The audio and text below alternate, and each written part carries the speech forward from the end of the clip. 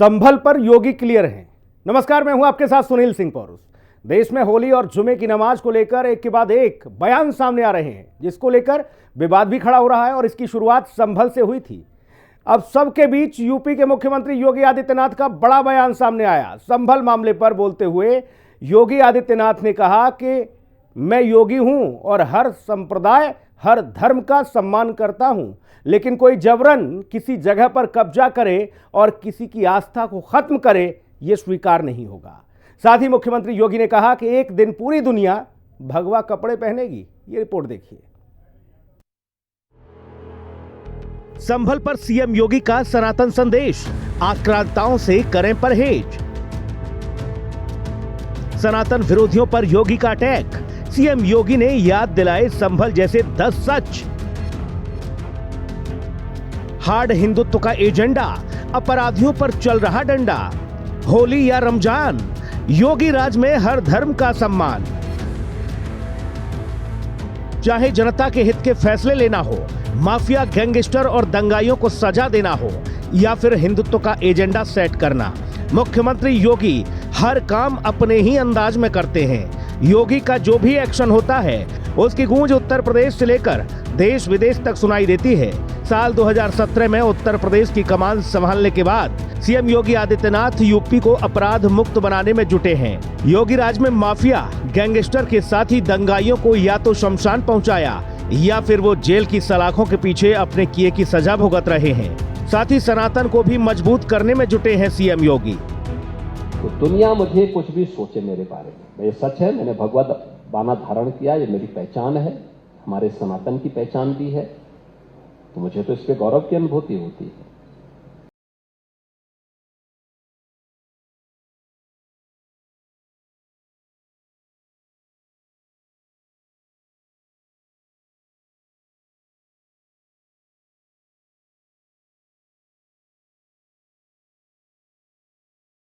संभल में जाने से हिंदू डरते थे, वहां अब हर हर महादेव और जय बजरंगबली का जय घोष सुनाई दे रहा है। और मुख्यमंत्री योगी आदित्यनाथ ने संभल को लेकर एक बार फिर बड़ा दावा किया।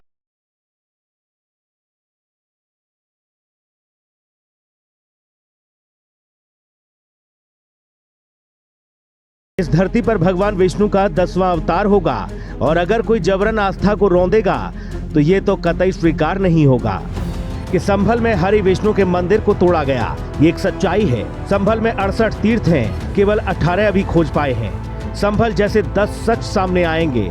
विदेशी आक्रांताओं को अपना न बताएं। विदेशी आक्रांताओं का महिमा मंडन बंद हो। किसी की आस्था को रौंदना बर्दाश्त नहीं। हमारे अंदर सबको साथ रखने का भाव। योगी हूँ, हर धर्म का सम्मान करता हूँ। और उस सच्चाई को इस रूप में भी हम बोलना चाहते हैं कि संभल के बारे में जो उसके उद्धरण आते हैं, आज से 5000 वर्ष से लेकर के 3500 वर्ष पहले हमारे पुराण रचे गए थे, उन पुराणों में भी इसका उल्लेख है। तब श्री हरि विष्णु का 10वां अवतार होगा। एक एक चीज का उल्लेख है। ये उल्लेख होने के बावजूद इस्लाम को उदय हुए 1400 वर्ष हुए हैं, और मैं बात कर रहा हूं 3500 से लेकर के 5000 वर्ष पुरानी बात कर रहा हूं, यानी उससे भी 2000 वर्ष से लेकर के 3500 वर्ष पुरानी बात कर रहा हूं मैं। तो उतने पहले इन चीजों का उल्लेख हो चुका है।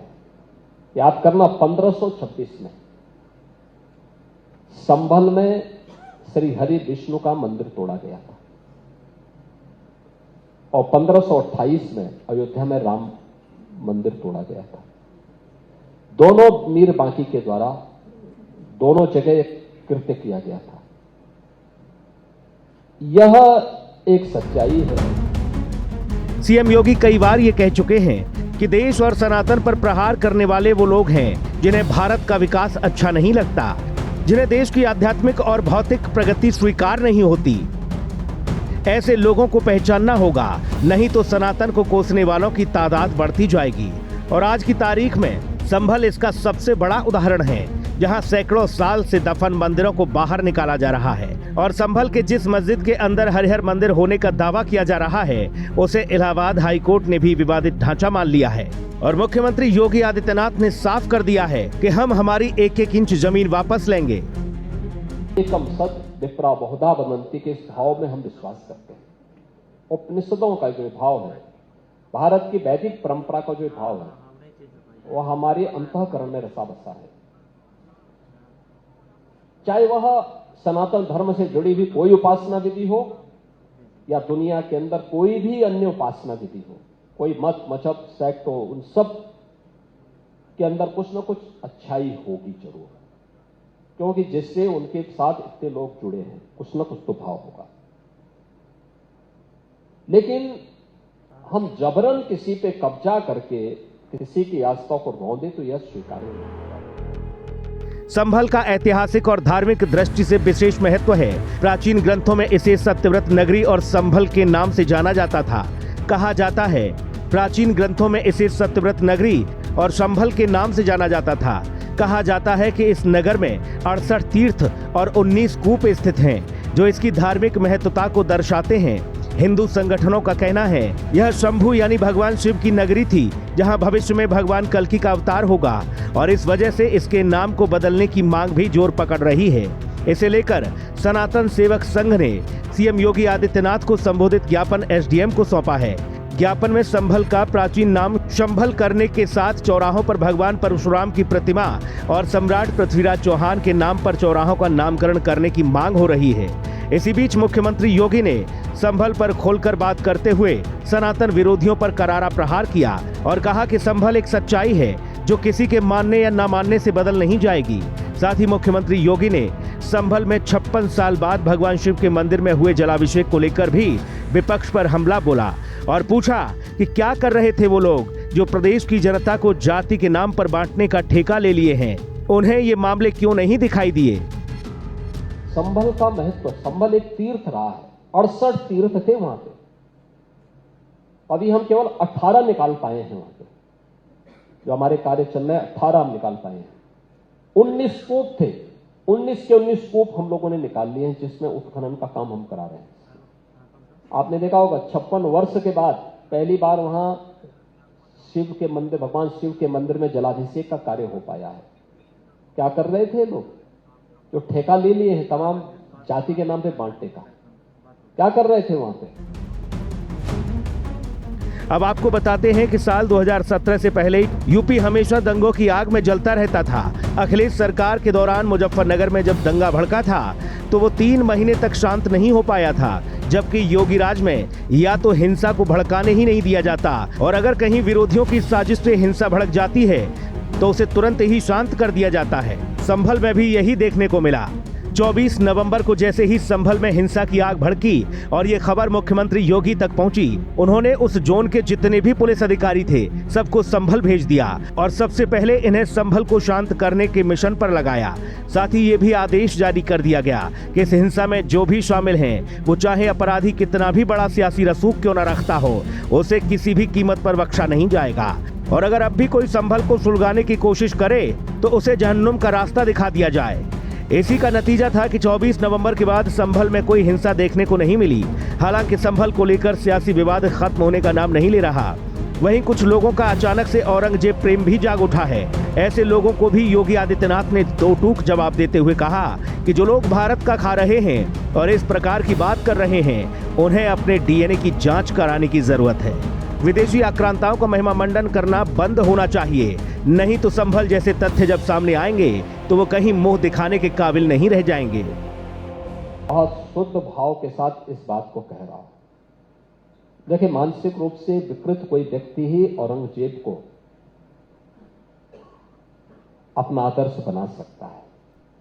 मुझे नहीं लगता है कि कोई मानसिक रूप से परिपक्व व्यक्ति या बुद्धिमान व्यक्ति औरंगजेब जैसे क्रूर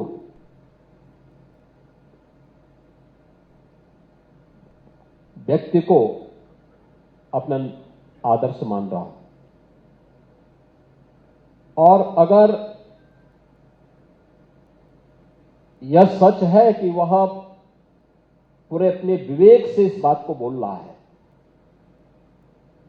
तो फिर उसको अपने पुत्र का नाम सबसे पहले औरंगजेब रखना चाहिए, और फिर औरंगजेब के द्वारा शाहजहां के साथ जो व्यवहार किया गया उसको लिए भी भुक्तभोगी होने के लिए भी तैयार होना चाहिए। भारत का खा रहे हैं, इनको अपने इस डीएनए को जांच करके तब बोलना चाहिए। उन विदेशी आक्रांताओं को महिमामंडन करना बंद करें, अन्यथा संभल जैसे सच जब सामने आएंगे तो कहीं मुंह दिखाने लायक नहीं बचेंगे। बयान से ये साफ है कि यूपी का अगला चुनाव भी सनातन और धर्म के कार्ड पर ही लड़ा जाएगा, और यही वजह है कि सपा और कांग्रेस के नेता संभल के बहाने योगी सरकार को घेरने की कोशिश कर रहे हैं। समाजवादी पार्टी ये हरगिज नहीं चाहती कि संभल और अल्पसंख्यकों के मुद्दे पर कोई और बाजी मार ले जाए, जिससे 2027 के लिए उनकी राह मुश्किल हो जाए। हिंदी खबर की स्पेशल रिपोर्ट।